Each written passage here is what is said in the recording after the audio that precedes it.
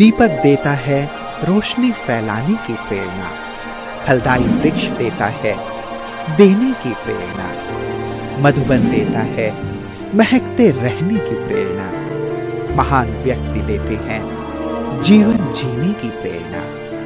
आओ प्रेरणा से दें हम सभी को प्रेरणा।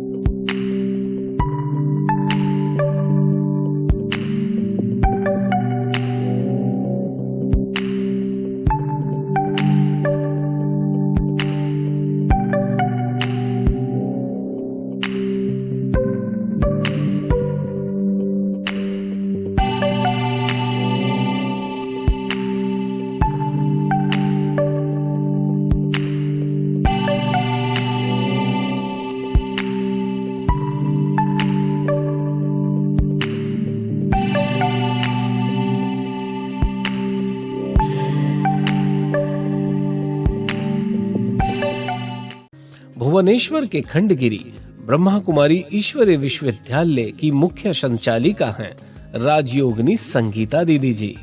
आपका जन्म 1969 में भुवनेश्वर उड़ीसा में हुआ है। बचपन से आप खेल कूद में विशेष रुचि रखते थे। आप धैर्यता, नम्रता, सरलता आदि दिव्य गुणों से भरपूर शांतचित्त आत्मा है। 1982 में आपको भुवनेश्वर में ईश्वरीय ज्ञान की प्राप्ति हुई और 1983 में आपने अव्यक्त बाप दादा से ईश्वरीय मिलन मनाया। 1987 में आपने अपना संपूर्ण जीवन परमात्मा की सेवाओं में समर्पित कर दिया। तब से आपने भुवनेश्वर, बहरानपुर, चंद्रशेखरपुर, बिहार आदि स्थानों पर सेवाएं देते हुए 2005 से भुवनेश्वर के खंडगिरी में अपनी ईश्वरीय सेवाएं प्रदान कर रही हैं। जन जन को ईश्वरीय संदेश देते हुए आपने अनेक कार्यक्रमों का आयोजन किया। दीदी जी के नेतृत्व में 200 से अधिक विद्यार्थी ज्ञान योग से अपने जीवन को भरपूर कर रहे हैं।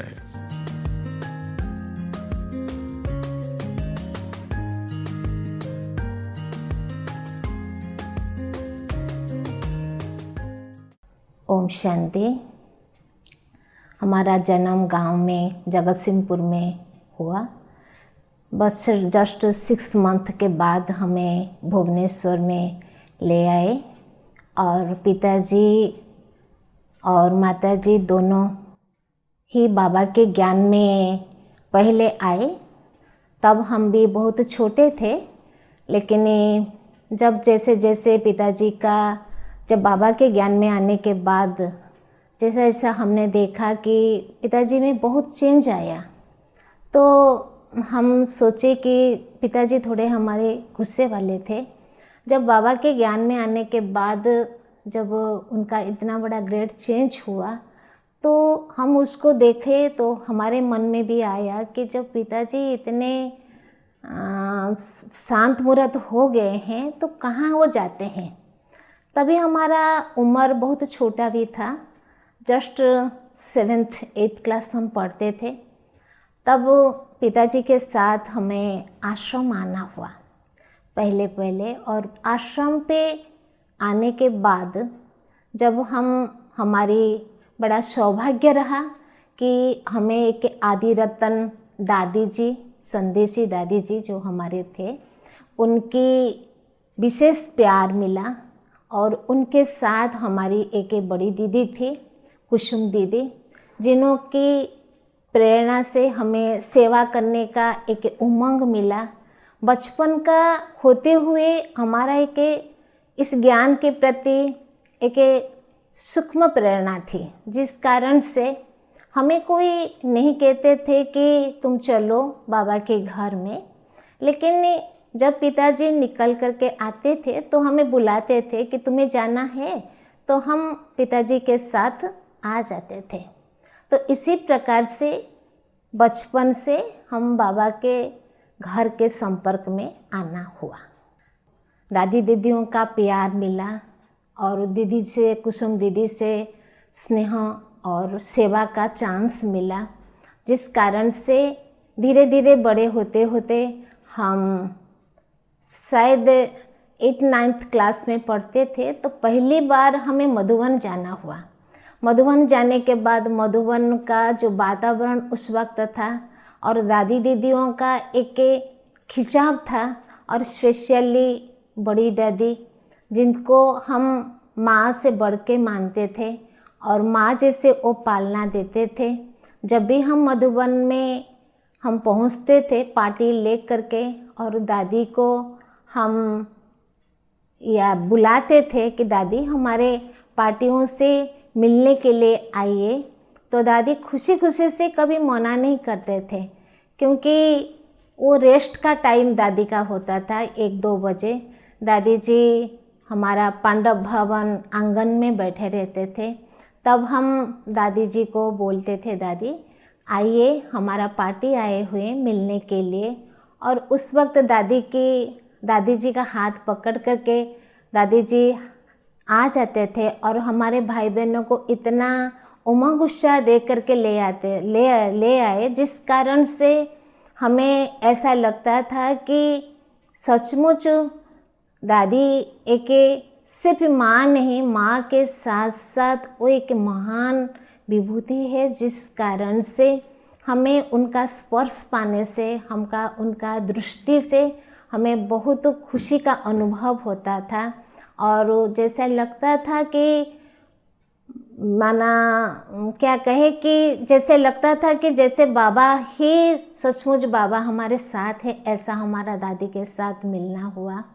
और धीरे धीरे मधुबन की जो बड़े बड़े दादियाँ दीदियाँ जो आते थे, हमें उनका भी प्रेरणा मिला। हमें याद है हमारा चंद्रमणि दादी, हमारा मनोहर दादी और जो भी बड़ी बड़ी दादियाँ हैं, उनके अंग संग में रहने का भी बहुत चांस मिला, क्योंकि हमारी दादी हमारे पास जब भुवनेश्वर में है, हर कोई दादी जब वो भुवनेश्वर उड़ीसा आते हैं तब भुवनेश्वर पहले आते थे और भुवनेश्वर आने के बाद दूसरे सेंटर पर जाते थे, जिस कारण से हर एक के दादी दीदियाँ बड़े बुजुर्ग जो भी भाई लोग हैं, उनके स्पर्श उनकी प्रेरणा से हमें आगे बढ़ना बहुत इजीली हो गया। और ऐसा कभी नहीं लगा कि हमें कोई कुछ तकलीफ़ होगा, आगे जा कर के कुछ तकलीफ़ होगा। तो इसी बीच में हमारे घर में भी थोड़ा बहुत जैसे दुनिया के रीति रस्म के हिसाब से जब पढ़ाई ख़त्म हो गया, ग्रेजुएशन कंप्लीट कर लिया 86 में, और बाबा के घर में क्या कहूँ कि जाने से आने तक जिस दिन हम बाबा के घर में पांडव भवन में पहुँचे, तलहटी से उतर करके हम लोग पांडव भवन में जाके पहुँचते थे, और पहुँचने के बाद दादी दीदियाँ सब कुछ वहाँ बैठे रहते थे, जहाँ पांडव भवन की आंगन होती है। तो वहाँ उनका दृष्टि पड़ने से 4 दिन का जो थकान होती है ट्रेन में जाने का, सब छू मंत्र जैसे छूट जाता था।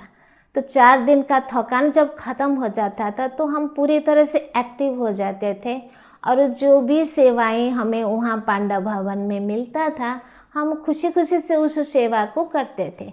और विशेष करके जब बाबा का दिन आता था मिलने के लिए, क्योंकि यहाँ से ही जब हम निकलते थे भुवनेश्वर से, तो तब से लेकर के आने तक एक प्रॉमिस रखते थे, जितना हो सके हम साइलेंस में रहेंगे, जितना हो सके किसी के बारे में व्यर्थ ना सोचे। क्यों? क्योंकि हमें भगवान से मिलने के लिए जाना होता था। तो भगवान से जब हम मिलने के लिए जा रहे हैं तो हमारी स्थिति कैसे होनी चाहिए, अपने आप से हम बातें करते थे।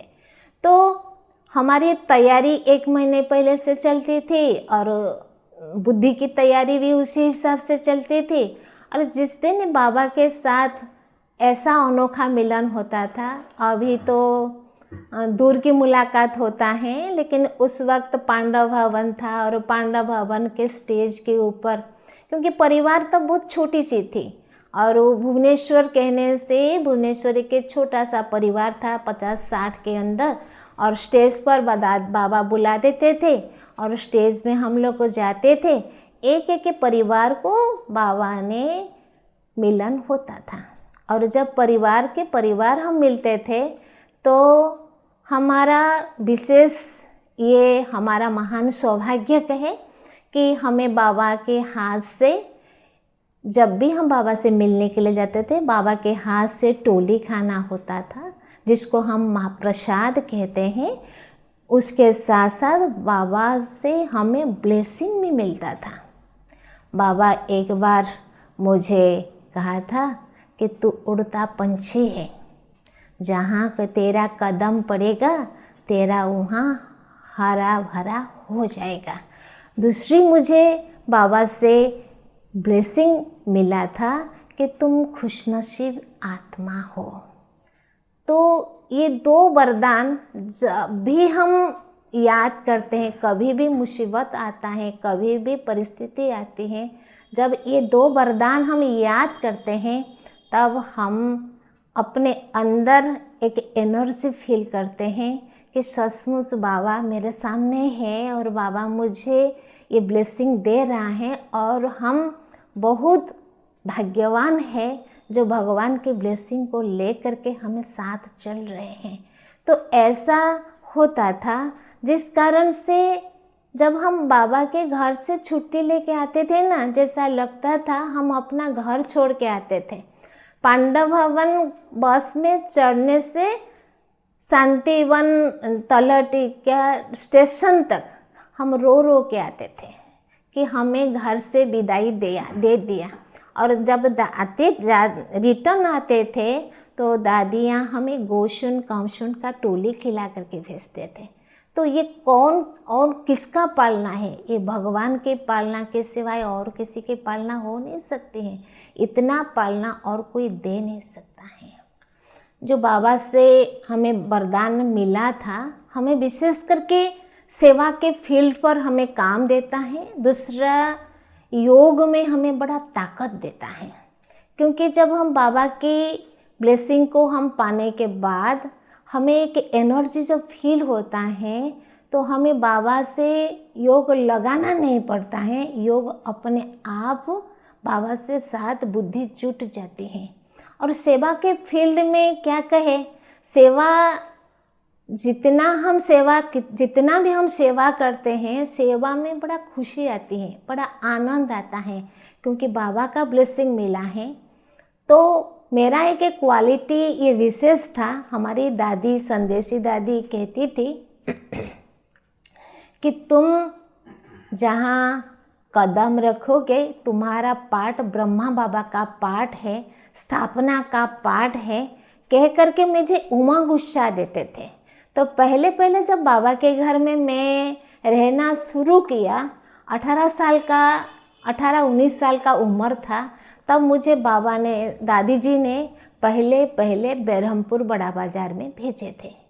और वहाँ का जैसा परिवेश है, वो परिवेश को लेकर के चलना हम लोगों को थोड़ा तकलीफ़ हुआ, क्योंकि वहाँ का भाषा थोड़ा अलग था और बोल चाल उनका थोड़ा अलग था, जिस कारण से हमें थोड़ा मिलना करना, सेवा फील्ड में जानना थोड़ा मुश्किल पहले लगा।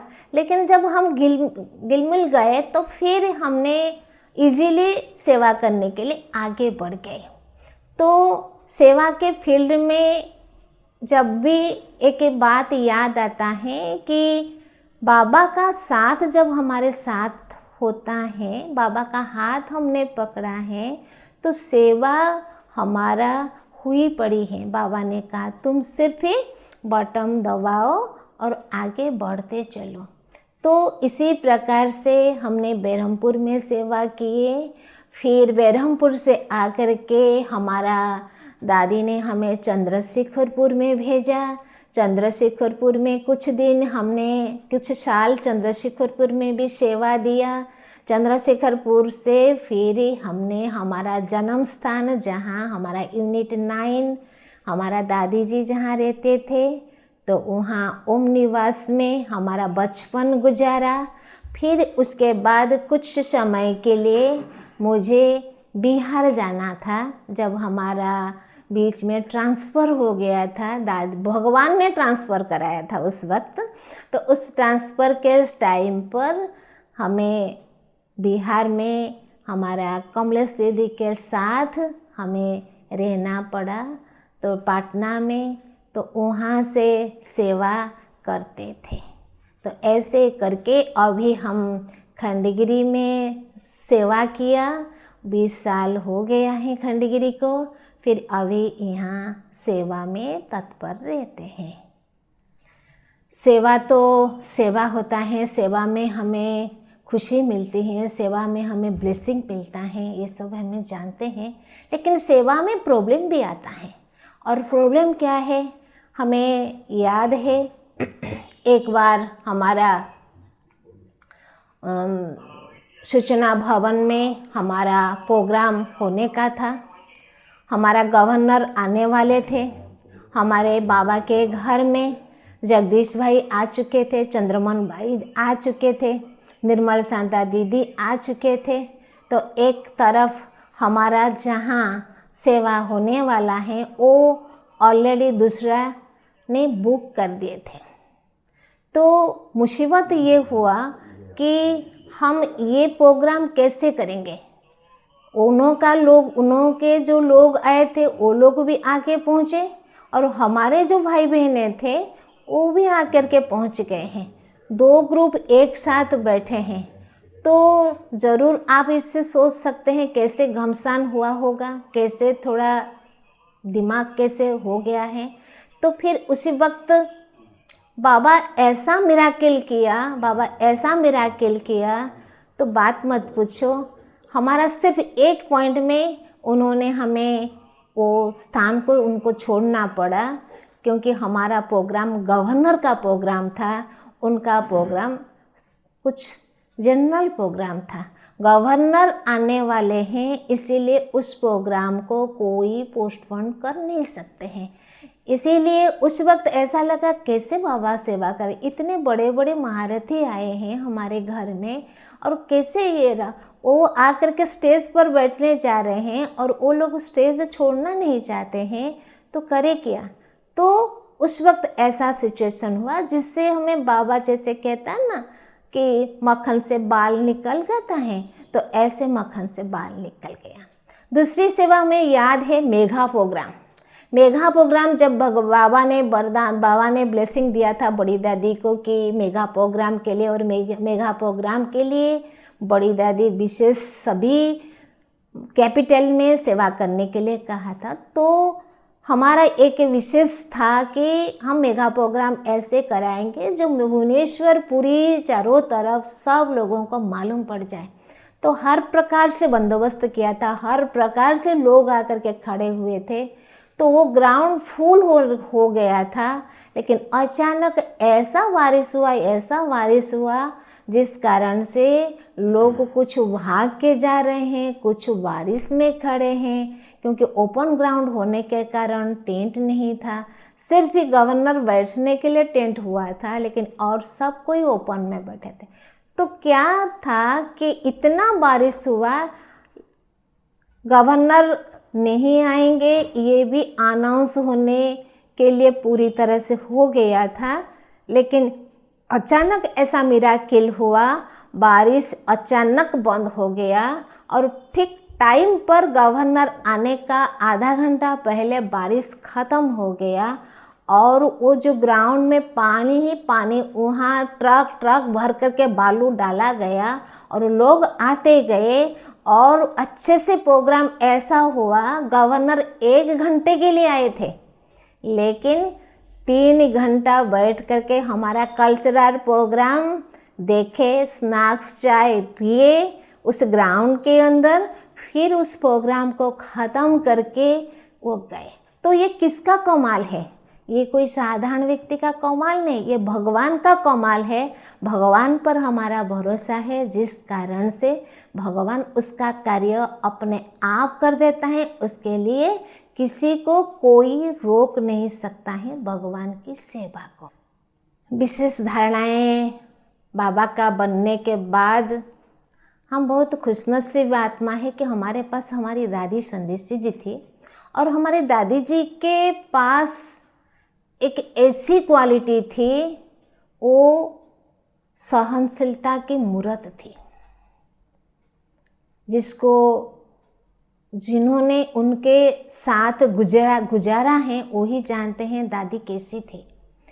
भले वो किसी को बोलते नहीं थे कुछ, लेकिन उनका चुप रहना बहुत कुछ दुनिया को सिखा देते थे।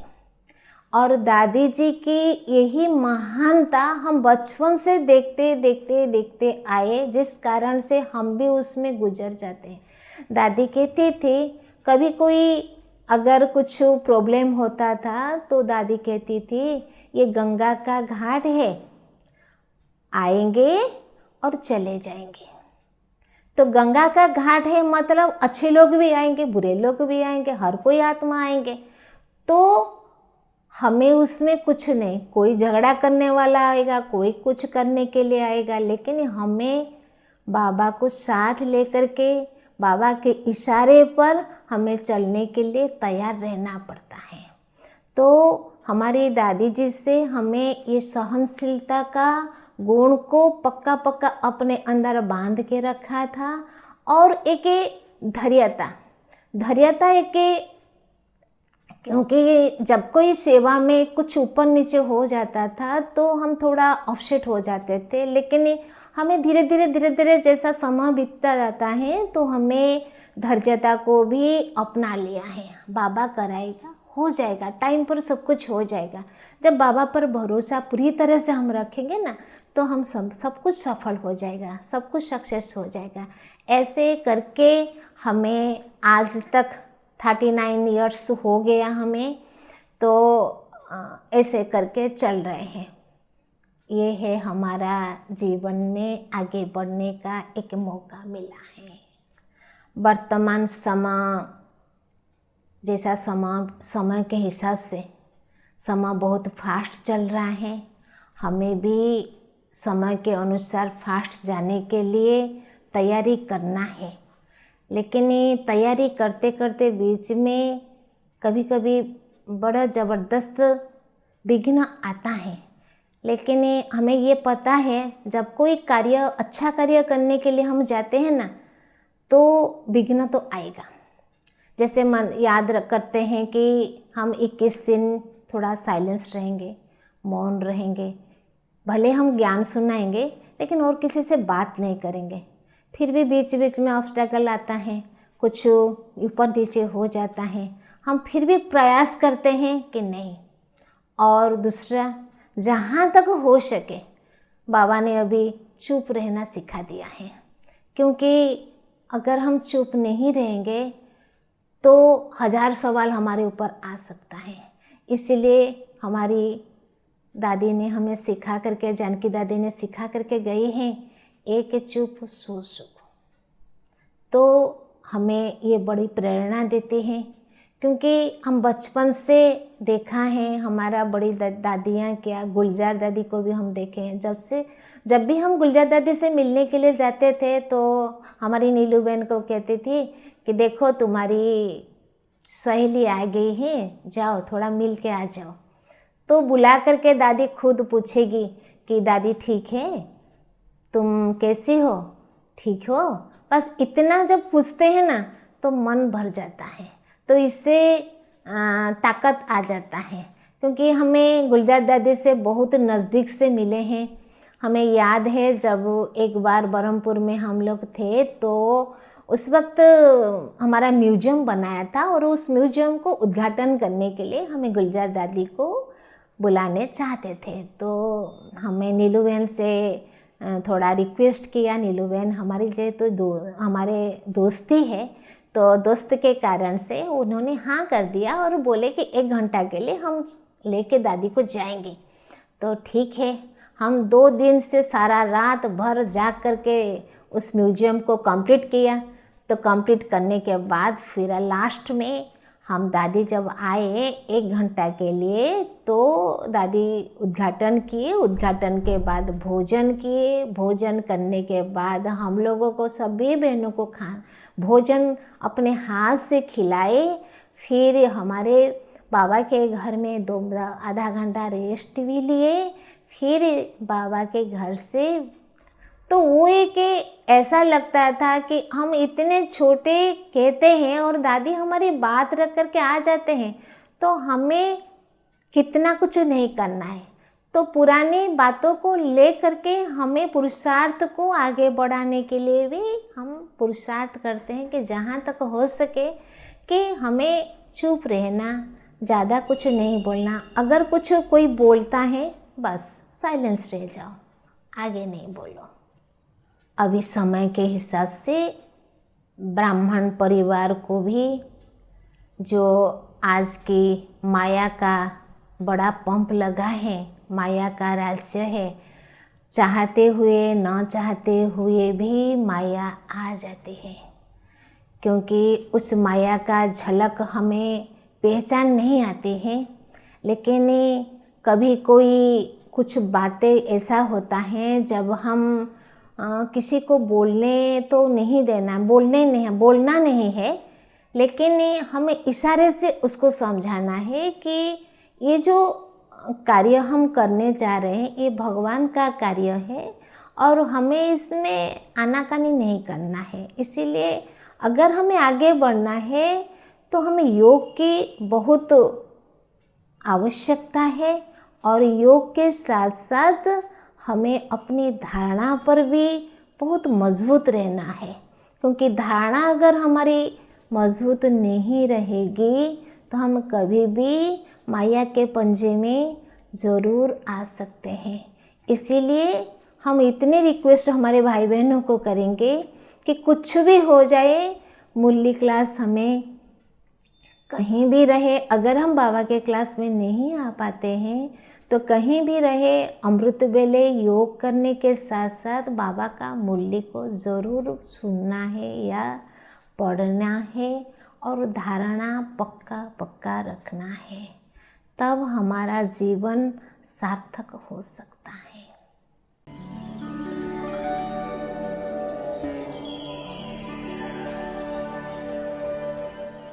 दीदी के अंदर जो माँ बनने का जो क्वालिटी है, जो स्नेह प्यार देने का वो क्वालिटी है, वो हमें सेवा में आगे बढ़ाती हैं।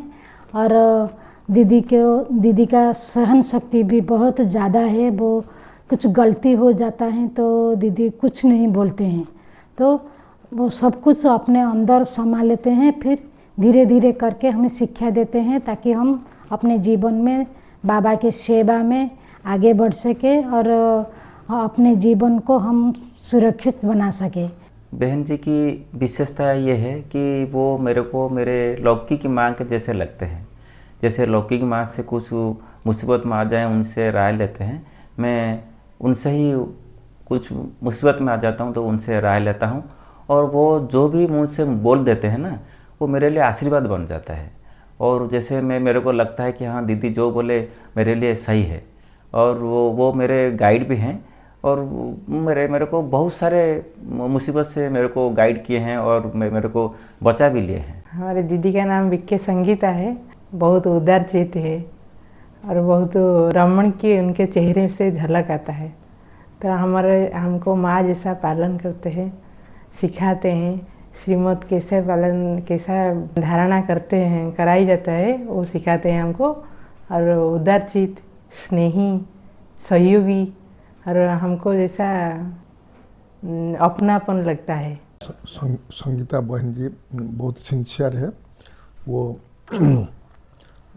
योग भी अच्छा कराती है और वो हर रोज हमारा कल्याण के लिए सोचते हैं। इससे हमारा बहन जी है संगीता बहन हमको विशेषता है। वो लोनली माने योग पर विशेष अटेंशन देते हैं हर मास से यहाँ योग भर्ती करते हैं। दीदी जी की यही विशेषता है, बहुत जल्दी वो आत्मा की कमी कमजोरी को पहचानते हुए कैसे आगे उसको बढ़ाना है अच्छे से जानती है, और दीदी उसी के आधार पर ज्ञान की गुह्य बातें बता के आगे चलाती रहती है और मातृवत का पालना दे के हमको आगे बढ़ाती रहती है। दीदी तो सहनशीलता की देवी हैं, गुणा की मूर्ति हैं, धैर्यता की देवी हैं। दीदी जी कोई भी कुछ बोलते हैं, दीदी कभी अभिमान नहीं करते, बहुत प्यार से समझाते हैं। मैं भी कभी छोटी मोटी भूल करती हूँ तो दीदी माँ जैसा मेरे को प्यार से समझाती हैं। संगीता दीदी काफ़ी मीठी स्वभाव की व्यक्तित्व है। उनका प्यार भरी बातें मुझे काफ़ी प्रभावित करता है। मैं जब भी उनसे मिलता हूँ या उनका आश्रम पे मैं आता हूँ तो मेरे बारे में काफ़ी ख्याल रखते हैं। मैं क्या खाया, मैं कैसा हूँ, मेरा तबीयत कैसा है। ज्ञान की बातों को छोड़कर व्यक्तिगत रूप से मेरे बारे में उन्होंने काफ़ी केयरफुल नेचर के में बात करते हैं, जो मुझे काफ़ी अच्छा लगता है। तो दीदी ऐसे तो उनका पालना स्नेह और प्यार की था, और सिखाने की भी कला बहुत कुछ था। छोटों को कैसे सिखाएंगे, कैसे छोटों से बात करते हैं, जैसे आगे बढ़ाने के लिए दीदी का बहुत कुछ उमंग उत्साह था, छोटों को सिखाने के लिए, बढ़ाने के लिए।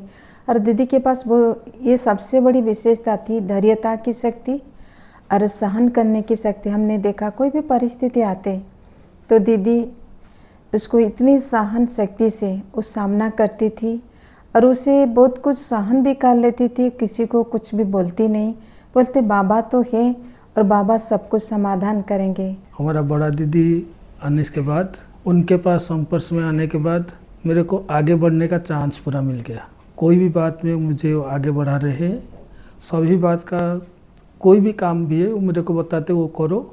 उनका इंस्पिरेशन से मैं अभी आगे बढ़ता जा रहा हूँ, और उनसे जो अच्छा गुण सीखा है दूसरों को आगे रखो तो आगे बढ़ते जाएंगे।